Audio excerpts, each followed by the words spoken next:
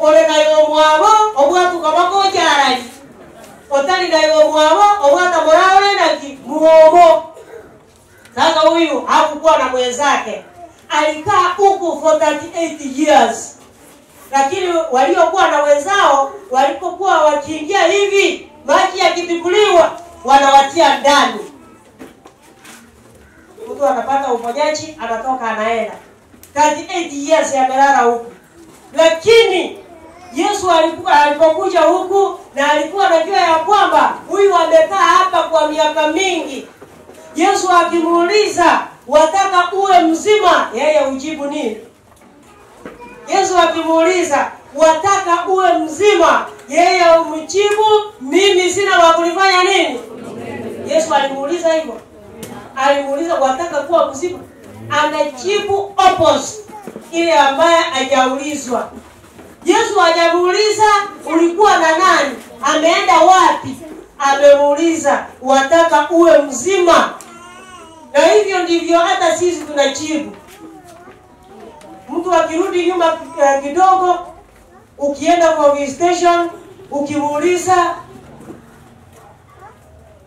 "Mbona huji kanisani?" Anakuambia, "Unajua mimi sina mtu wa kunipeleka huko. Maana huyu landlord ni Mkristo, lakini vitendo yake vinaniudhi mbaya mbovu." Wewe umemuuliza nani amemzuia? Ameanza kukuelezea hata kabla hujamuuliza. Na kuna watu huko nje hawakuji kanisani. Wao wamefanya kisingizio ya kwamba walio ndani ya kanisa hawawezi kuturuhusu tuje kanisani. Uongo mtupu. Naomba niseme hivi, Birika ni kanisa la Mungu. Mahali ambapo tunakuja na dhambi zetu zote. Ndio maana nikawaambia, ukiona maandiko matakatifu yameandikwa ugonjwa fulani, jua ikiwa hujagonjeka huo ugonjwa physically, jua huo ugonjwa ni ugonjwa wa dhambi zetu. Mimi ni kipofu, sioni dhambi na makosa yangu, lakini huwa naona dhambi za wenzangu. Hivyo basi mimi ni kipofu. Na wewe ni kipofu kivyako. Mimi ni kiwete. Ni kiwete njia gani? Sijui kuitunza sabato. Ni kiwete njia gani? Mimi ni number 1 kusengenya watu wengine. Wewe ni kiwete. Yaani zile dhambi ambazo tumeshinda tukizifanya na tumezoea, hiyo ndio ugonjwa tulio nao. Ndio maana Biblia inasema aliyekuwa akiingia birikani wakati maji yametibuliwa, akitoka hivi huwa amepona. Hivyo basi ni kwamba tukija ndani ya kanisa, Roho Mtakatifu akileta maneno, nikijipata mimi mara ukule bila alisoma lile fungu lile ni mbarangu. Kazi yangu ni kutii. Ni kuambia Mwenyezi Mungu ya kwamba asante, maana Roho Mtakatifu ameleta maneno kulingana na maisha yangu. Haleluya. Lakini bali sisi tuwashinda tukiangalia ya kwamba aliyenena ni kana kwamba alielezewa juu ya mtu fulani. Hiyo basi dhambi ya mtu ikitamkwa, wewe wainua shingo na kuangalia uone ya kwamba huyu mwenye dhambi yake imesungumuzwa alikuja leo. Ukipata hao kuja unasikia mbaya, alafu tena unakaa. Alafu unasikiliza tena, unasikia tena kuna kitu ambacho kimetajwa ya mtu fulani. Tena unasimama. Ainua shingo. Unaangalia, unaona yule mchawi au kuja leo, bahati mbaya. Ungekuwa hapa, angesikia kwa masikio yake. Bahati mbaya. Dhambi zako. Maneno yako yakitajwa, unasema hapana, hapana, hii si Roho Mtakatifu. Maana maneno yako yamefanywa nini? Yametajwa. Unaanza kusema hapana, na huyu mhubiri ni kama huku mahali alikuwa anakaa, pale ndio walimuelezea dhambi zangu. Lakini za watu unasema Roho Mtakatifu amefanya nini? Amenena. Lakini zako uenda mhubiri aliambiwa. Hiyo ndio shida tuko nayo. Ndio maana Biblia inasema akiwa ndani huku alikaa huku miaka 38. Ni kwa sababu gani? Haukuwa na mtu wa kumtia ndani. Je, mahali unamoishi ni wangapi hawana nafasi, hawana hamu ya kuja kanisani kwa ajili yako? Na wameshinda wakikaa hivyo. Ukimuuliza na kuambia, napoangalia jinsi huyu mwanamke anaishi, haina moyo. Mimi sina moyo wa kuingia kanisani, maana huwa anatenda vitu ambavyo havifai Mkristo kufanya. Jirani anasema huyu ndiye amenizuia. Ni wangapi umezuia kulingana na matendo yako? Na wamekaa huku kwa hiyo miaka yote. Namba 2, katika maisha yako kuna mambo mangapi? Kuna mambo gani ambayo umekaa nayo kwa miaka kupita 38? Maana huyu hakukuwa wa kumtia. Na hata wewe, hata ingawa unakuja kanisani, mahubiri yanahubiriwa, hayaja kubadilisha. Umekaa na dhambi zako hata miaka 40, miaka 10, miaka 5. Na nilikuja kuona ya kwamba watu wanajua wenye dhambi kubwa ni wachawi, wezi. Yaani tunaweka viwango. Na hujajua ya kwamba dhambi ni nini? Iwe ndogo, iwe kubwa, iwe kadiri kwa Mwenyezi Mungu. Ndio maana Biblia inasema amri 10 ukivunja moja umefanya nini? Umevunja zote.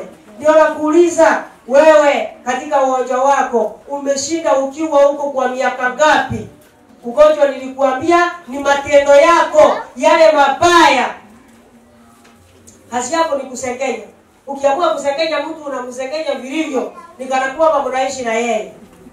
Halafu ukikuja kanisani tukiimba upendo ni furaha, ni kweli desturi, wanjani watogokia torose jinjira. Yaani tunasema ni kweli desturi, lakini matendo, huo upendo haujatuonyesha. Yaani mtu akituangalia anasema hao wapee kazi ya kuimba. Kuimba wanajua, lakini kutenda ndio shida. Amekaa huko 38 years. Wewe umekaa miaka ngapi? Wewe ni mchoyo kiasi.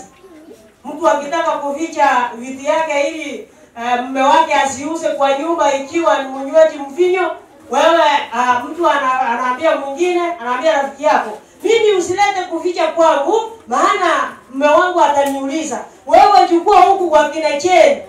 Ikiwa kuna cheni hapa, hamsoni.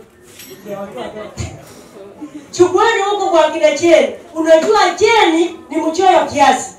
Ikiwa hataweza kukupatia kitu chake, itakuwa rahisi kupeana yako. Wewe weka huku. Wewe ndio unasimamia wachoyo wa kijiji.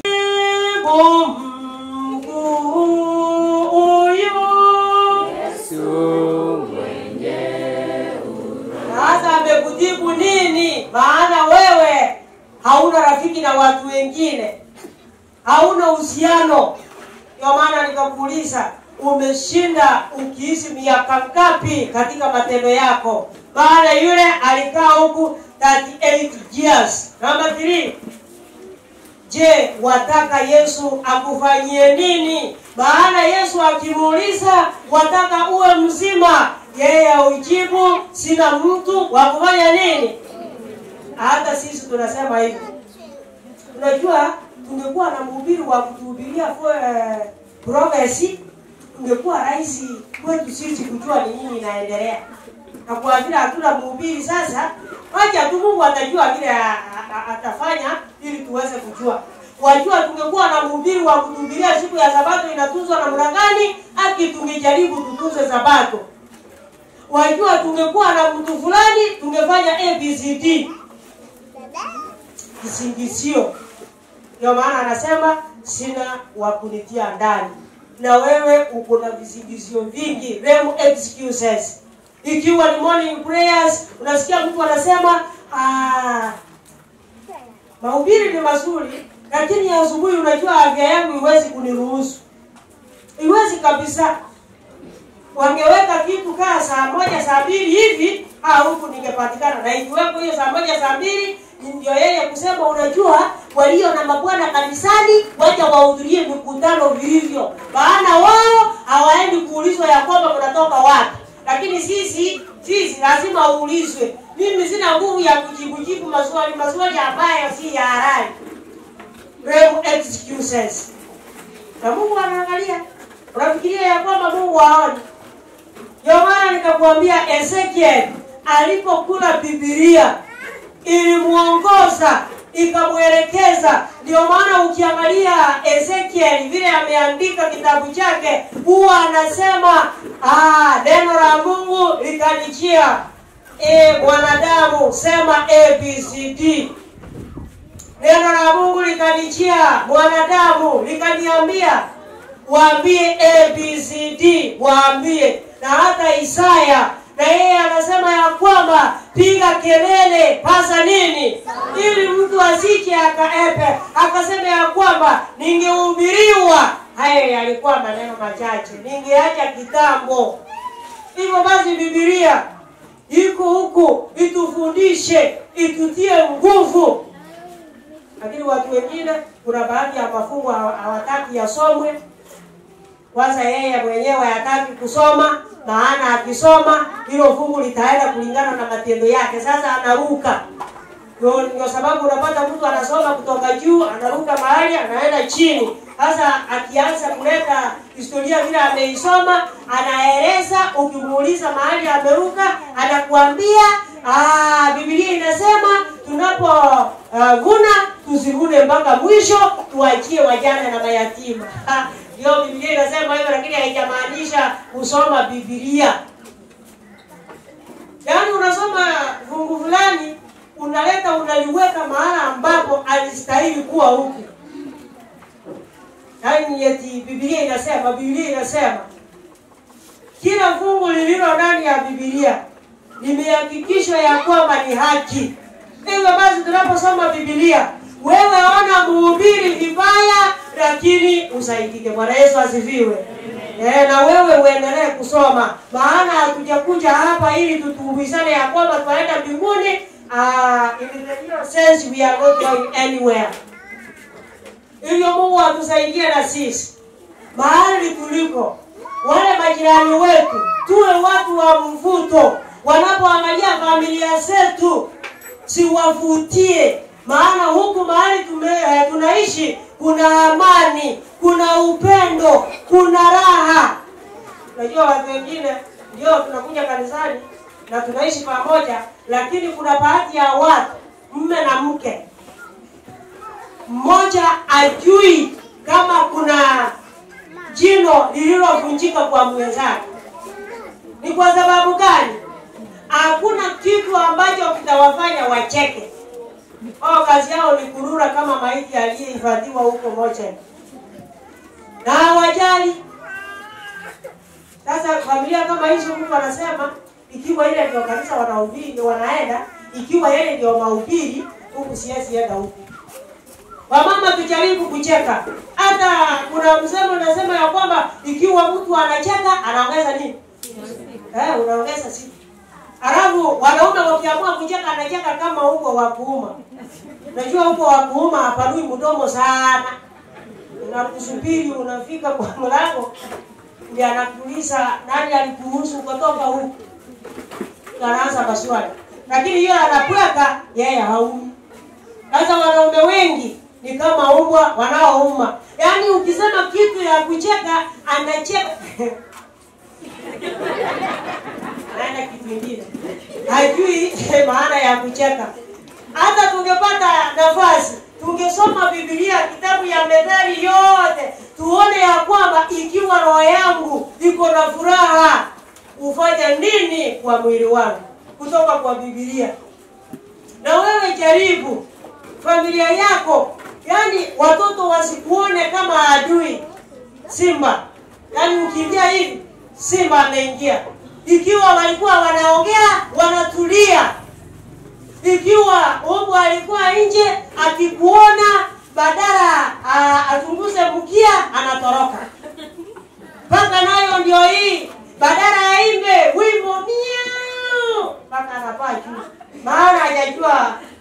itakuja vipi.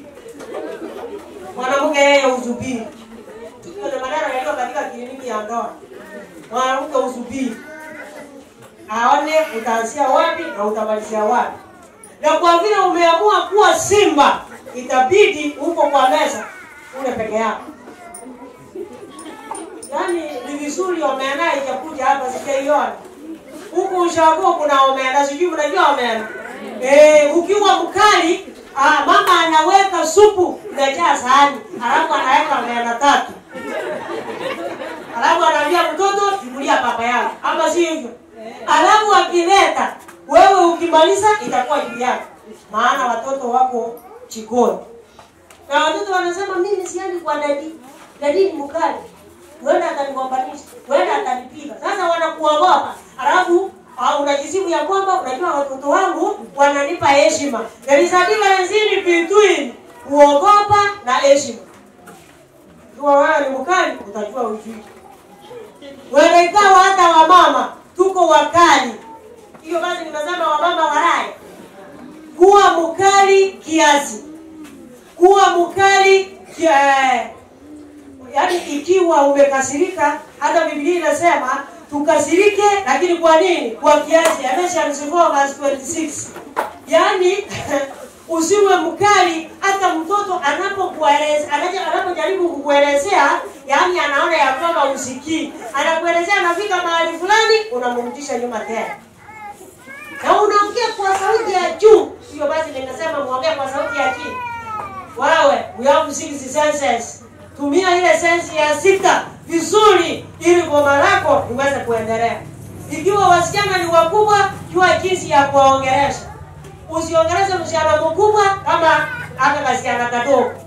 Unamtuzi vile unataka, unasema unajua mimi huwezi kunifanyia kitu, na baadaye anakuambia nitaenda mahali ambapo utanitafuta na hutafanya nini? Sasa inabidi haoleke mahali ambapo atasumbuka maisha yake yote kwa sababu umeshinda ukimpigia kelele. Hiyo basi sijasema muende mnyamaze ya kwamba Biblia alisema tunyamaze tusiwachokoze ili wasiolewe. Ikiwa wakati umefika wa kuolewa, fanya nini? Enda. Hata wakati ulipofika Yesu alizaliwa. Alafu baadaye akasulubishwa. Alafu baadaye akafanya nini? Na wewe ikiwa wakati umefika, enda. Ikiwa wakati umefika wa kuoa, oa. Kuna baadhi ya vijana huko ushaoa wanasema unajua mimi nitakayekuja kumuoa hajazaliwa. Na ukiangalia huyu wa kusema hivi, it is about 3 years movie ikuje. Yeye anasema hajazaliwa. Unajidanganya. Na miaka ya msichana ya mvulana kushinda msichana, it is 2 to 4 years or 4 to 6 years. Lakini unapata mtu wanaume ni miaka 40, msichana ni miaka 25. Reasoning capacity itakuwa chini. Wakati unasikia kule chapati ambaye amepika, yeye anasema wacha niende ninunue kangumu. Kulingana na reasoning capacity yake. Hivyo basi ikiwa umefika umri wa kuoa, soma kitabu kinaitwa Happiness in Marriage. Na baadhi ya wavulana huwa wanadanganya wasichana ya kwamba unajua miaka ni kuhesabu, ni namba. Miaka haina maana. Wewe, miaka iko na maana kuu. Ningekuwa wewe ningesoma kitabu inaitwa No Matter What Happens Life is Still Beautiful Before I Choose. Usiposoma vitabu vitakufundisha wakati umechelewa. Hivyo basi unaposoma Biblia, ikiwa umefika umri wa kuoa, usijaribu kusema ya kwamba nitaoa alafu nije kuchenga. Biblia inasema ya kwamba unaanzia ujenzi kwanza. Yaani wakifika huku tutasoma hapa. Wakifika huku mahali Mungu amewaandalia wachenge nyumba. Baada ya kujenga nyumba walime chakula. Maana huyu msichana anakuja kulizwa. Mafuta ni 1,000. Maana nywele, uso, pua. Kufikia hapa 500 imeisha. Alafu kuelekea chini 500 ingine. Ukiona vyaelea jua limefanya nini? Nani atasoma Yeremia 29 mstari wa 4 mpaka 6?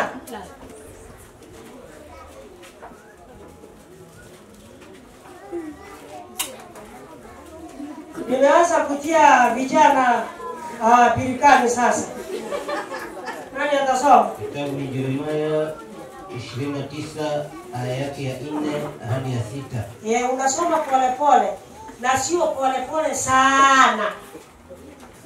Bwana wa majeshi, Mungu wa Israeli, awaambia hivi watu wote waliochukuliwa mateka, niliowafanya wachukuliwe toka Yerusalemu mpaka Babeli. Jengeni nyumba mukakae ndani yake. Wajenge nyumba wakae ndani yake. Hivyo mwanaume achaoa, number 1, jenga nyumba.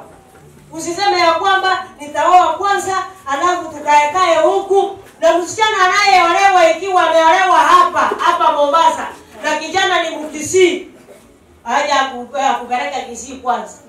Tuana na watu wa Kisii. Ukifika Kisii aenda Mtoni mara 2 3 ili kijiji kipate kukufahamu. Maana uenda ikawa huku nyumbani kuna bibi na wewe uko hapa. Kilimbi kilia utajua ujui. Utasikia wamama wa kijiji wakisema ya kwamba na huyu anatoka wapi? Huyu alikuwa akikutusa huko Mombasa, sasa sisi hatumjui. Hiyo ni wakati mume ameaga sasa. Unajaribu kulia instead of tears. Unalia macho makavu. Maana wamama watakushangilia vilivyo. Hivyo basi enda nyumbani.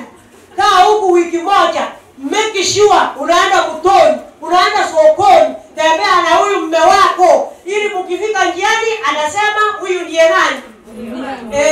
Ekoroka abagina kuba ko egerere amose lake yongo atumuora geti haleluya. Alafu baadaye soma.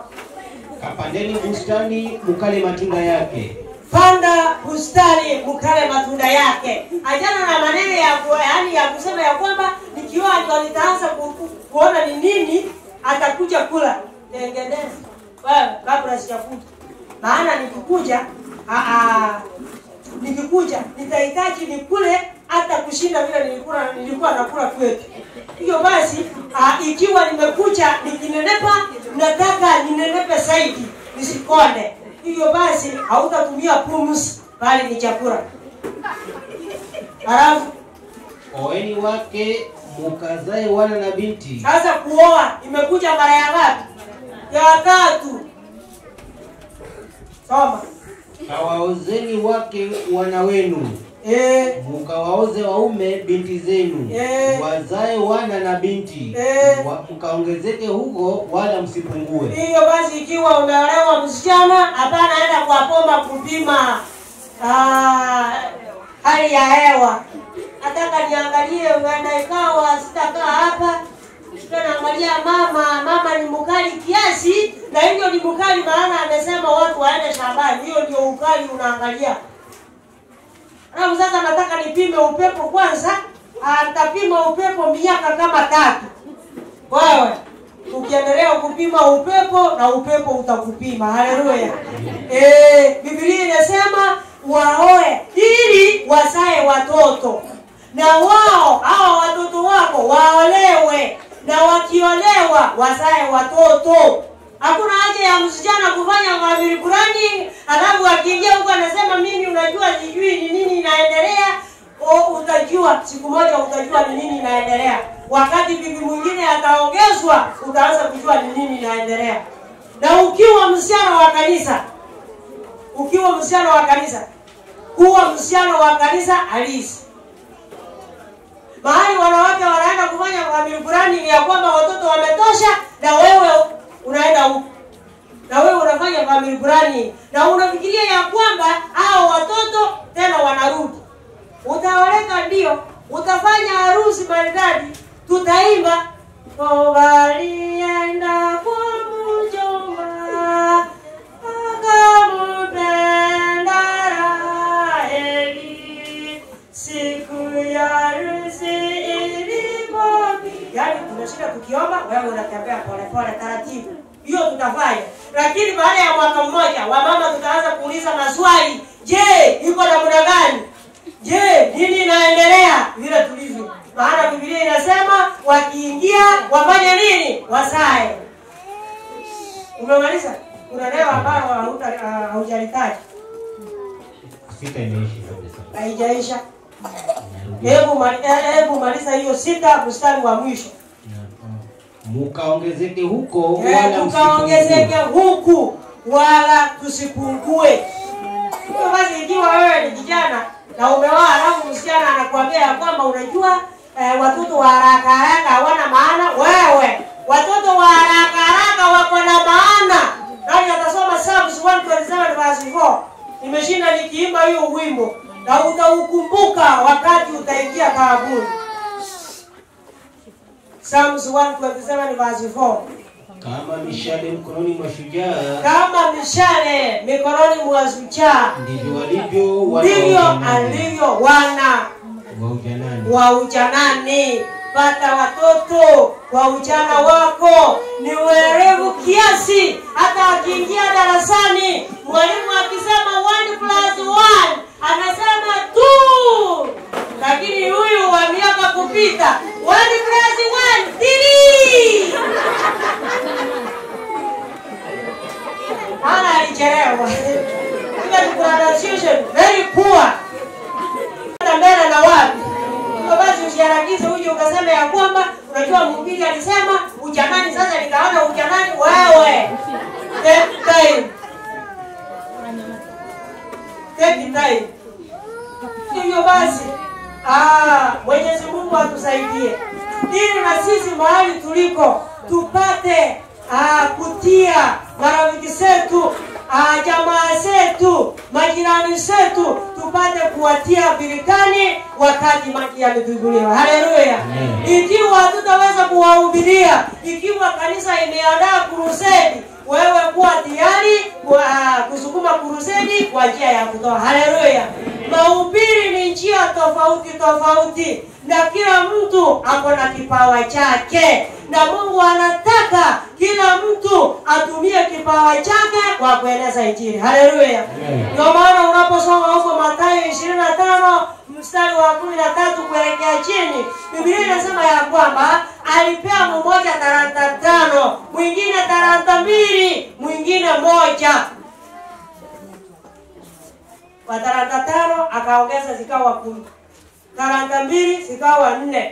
Talanta 1 akasema ya kwamba huyu ako na nguvu na ni mwerevu kiasi, huenda atafuna hata mahali hakupanda. Hiyo basi mimi nitafunga vizuri, nichimbe chini ili niweze kumhifadhia, akirudi nimpe. Na akafanya vile. Hivyo basi alipoitishwa alisema, nilijua ya kwamba wewe unaweza vuna hata mahali haukupanda. Je, wewe ulipewa talanta ngapi? Umesitumia vipi? Wengine badala ya talanta za Mwenyezi Mungu, wengine tuko na talanta za shetani, ile ya kutoa watu kanisani. Yaani unafanya jambo ambalo hata wewe ukiangalia mtu akutendee huwezi rudi nyuma, huwezi kuangalia nyuma. Na hiyo unaiita talent. Huko ushauri kuna vikundi tunafanya chama.